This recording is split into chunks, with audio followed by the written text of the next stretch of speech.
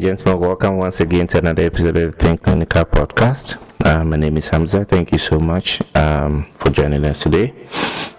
So, if you watched my episode last week, you would realize that I was able to break down the 3 levels of AI capabilities, and just where we are right now. And today, my goal is to go really deep into what we call the level 2. So last week we were able to look at what the level 1 is, level 2, and level 3.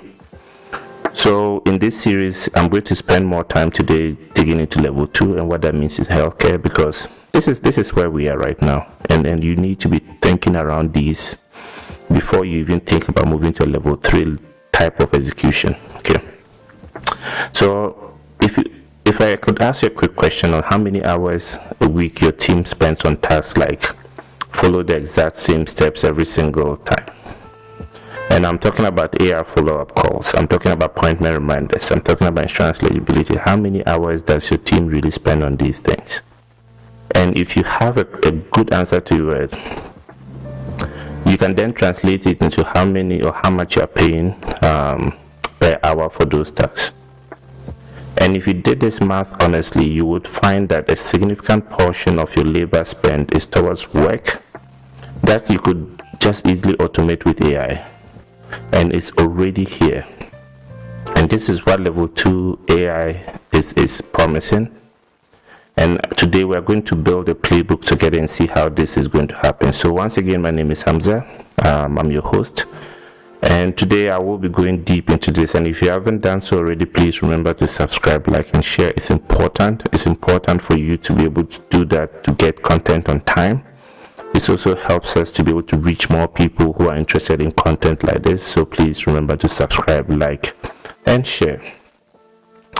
So if we look at this episode in this what I call our 3-part series on AI, and if you haven't listened to episode 1, listen to it because it goes deeper into the 3 levels.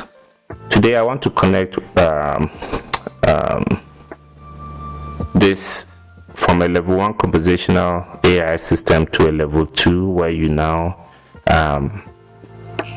the AI system now drives itself through a well-defined workflow and an automated workflow.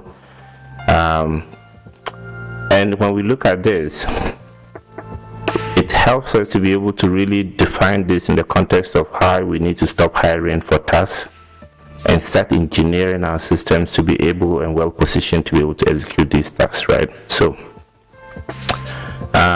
one thing that you need to start with is a mindset shift, because without this, the tactics won't land well with you. So most healthcare executives, when they feel operational pain, the first instinct is always to hire for that pain that they feel. So if patient recall is falling behind, they hire someone. If AR is going up, they're building FTE. If front desk is overwhelmed, they post a job. Now, I'm not against hiring people or hiring the right people for the right jobs.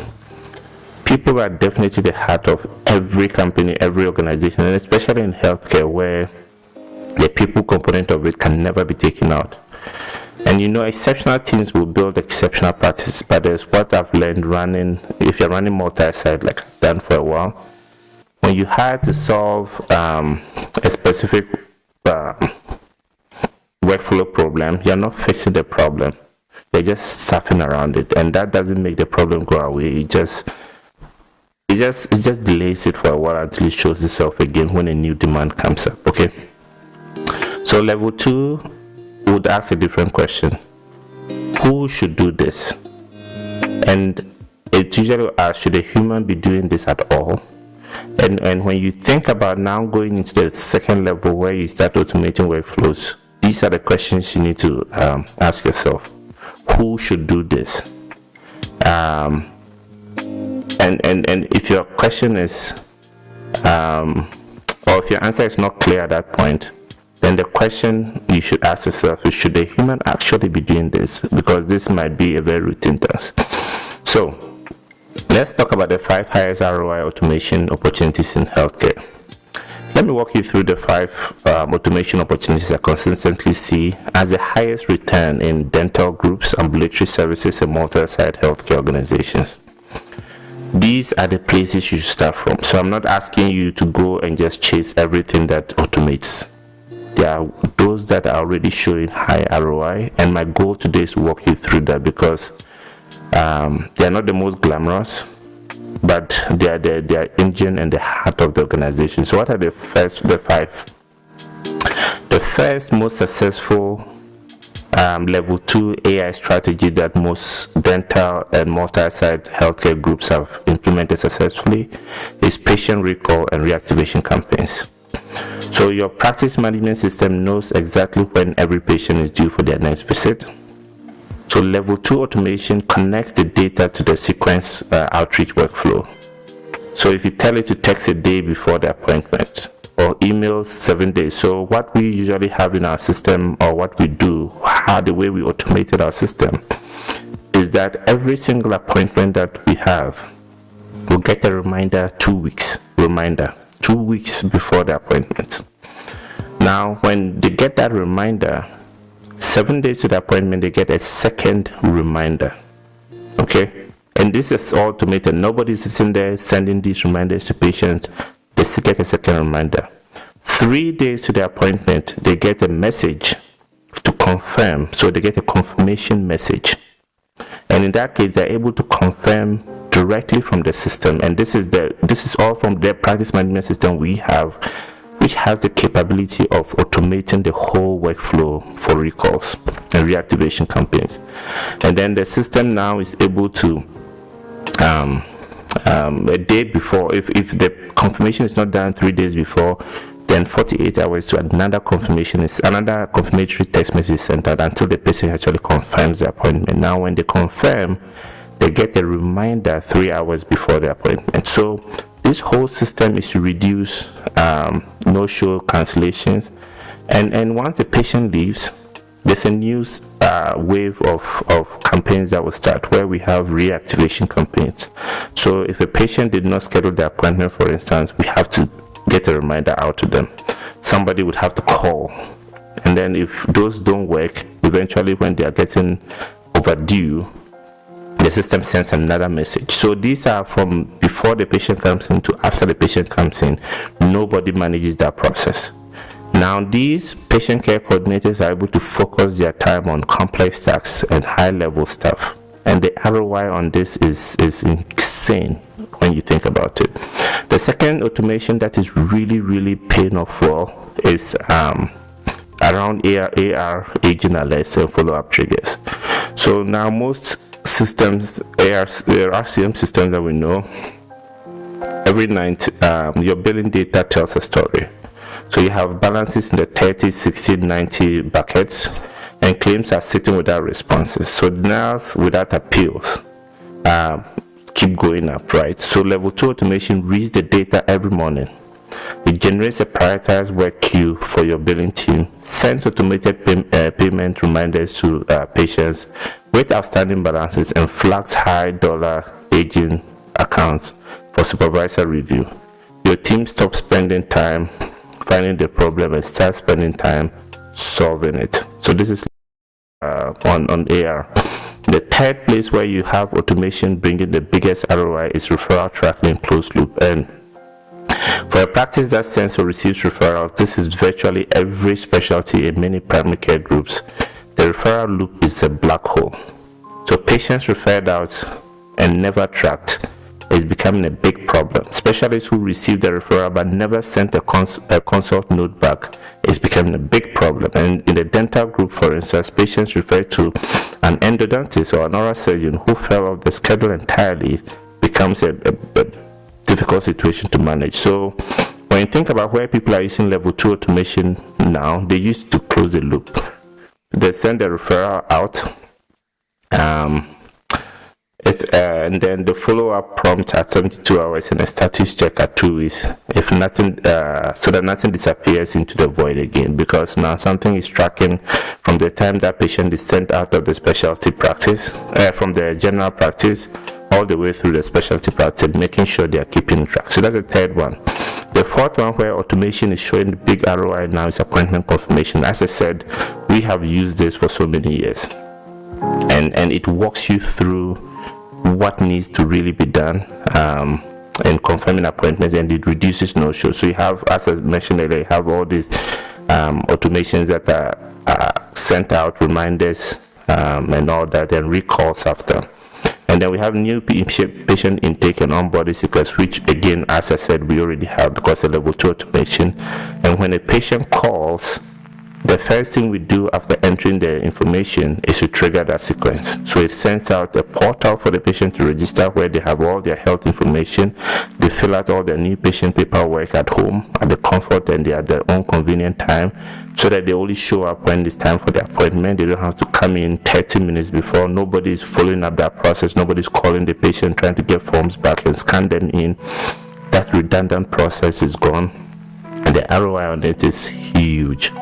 So now if you are not there yet and you want to get into this stage, and I've seen most healthcare leaders get excited about automation. They buy a tool and then they watch it collect digital dust because implementation was never structured. This is what you need to do. The phase 1, you map your entire workflow. So I'll use appointment confirmation as an example. If we map out what exactly that workflow looks like for an appointment confirmation, how many days before are we texting, are we emailing, are we calling patients, what process and where does this fall? We are trying to, or if you're looking at like patient handoffs, mapping out that process is always the first phase when you want to implement or execute any of these. If you do not map out these, it becomes a big problem. And this phase should take you about 2 weeks. And you have to involve your frontline team because they are the people doing the day-to-day, so they'll be able to break down, okay, this is what I do, this is what I do, and you can then map out the workflow. Mapping out that workflow is the foundation to you really implementing a phase 2 automated system. Now you choose your connective layer. Now, as I said, we have tools like Zapier and Make for just very simple workflows. But then we have more powerful platforms like N8N for complex multi-step automations. And we actually do have practice management systems like CareStack, like Dentrix Ascend, like Epic, which can also automate some of these processes within. Your choice will depend on your tech stack. And if you can get this in your practice management software, it's always better because it writes back into the system. It's not just another system sitting somewhere. So choose what that connective layer looks like. If it's your practice management software, that's great. If it's something else like Zapier or Make that you have to introduce into the mix, that's something that you need to do. And then phase 3 is where you pilot on one workflow and just in one location. Do not try to automate everything at once. Pick your highest paying, highest volume workflow. For most practices, that is the patient recall AR follow-up. And then pilot this in just one location and run it for 30 days. Measure obsessively, fix what breaks, and then scale. And then the phase 4 is you just make sure that every automation you build should have a dashboard. Then you need to see how many reminders were sent out, how many patients responded. You need to start measuring all these things that you did. So these are 4 simple steps. But the first step is the most important thing. If you do not define these workflows very well, everything else breaks down. So if you enjoyed this episode and you really want to get content like this, please remember to subscribe, like, and share. And the one thing that I want you to understand this point before we wrap up all this is what automation does for your growth trajectory has to be very, very clear to you. And when I work with dental groups and health organizations, and especially those that are looking to make exit, or one of the first questions very sophisticated acquirers or investors ask is, what is your revenue per FTE? And these are some of the things that you need to be looking at and trying to optimize, because level 2 automation is the engine to that ratio. Every workflow you optimize and you automate is something that somebody else would have done or somebody would have hired to do that they don't do. And especially if you're looking to sell your business, so these are some of the metrics that you have to start optimizing. And this is what scalability really, really, really looks like. So what are the key takeaways here? Stop hiring to solve workflow problems. That is not, you're just adding to your FTEs without really fixing your problem. Think about whether or not humans should actually be doing what you are hiring for. And then the 5 highest ROI automation targets, which I think if you are looking, you should focus on, is if you can focus on patient recall or anything that automates that, anything that automates AR follow-up, anything that automates referral tracking, no-show reduction, and new patient onboarding. These are the things that you can look at, and they will bring you the highest ROI that you need. Implementation requires discipline, so you need to map the workflow, choose the right connective tissue, pilot on just one location, don't send everything out at the same time, and then instrument and scale. And then lead a cultural conversation. Automation protects your team's human value. Communicate that clearly, and make sure you communicate that early. In our next episode, we'll be looking at what level 3 looks like, and it will really be helpful for you to get that deep understanding on the next level of what you should be expecting as far as AI, the level of AI capability is concerned. Then this is something that you need to be preparing your company for in the future. So this has been another episode of the Think Clinical podcast. Thank you once again, and do have a wonderful day.